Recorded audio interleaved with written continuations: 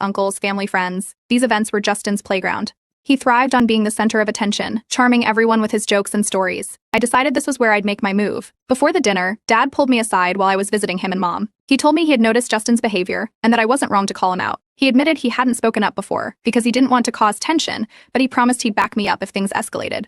Hearing that gave me a quiet sense of relief. For once, I wouldn't feel completely alone in this. Meanwhile, Justin was his usual self, acting like nothing had happened. I overheard from my cousin Julia that he'd been joking behind my back, saying I was on one lately and would cool off eventually.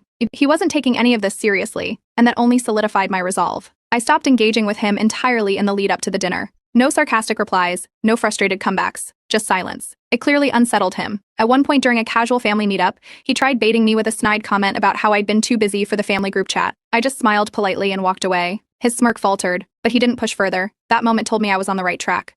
The day of the dinner arrived, and the house was buzzing with chatter and laughter. As expected, Justin was in his element, making jokes and basking in the attention. I played it cool, chatting with cousins and catching up with family I hadn't seen in a while. At one point, my aunt leaned in and quietly told me she'd noticed how Justin treated me over the years. "I've always thought you handled it better than I would," she said. That gave me a little extra confidence. When dinner was served, I made my move. The conversation naturally shifted to family memories, and I casually brought up the last dinner. I mentioned Justin's comment, framing it as a lighthearted question.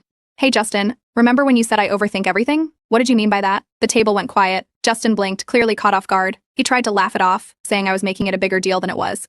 But I didn't let it slide. I calmly asked if he thought it was okay to make, and I wanted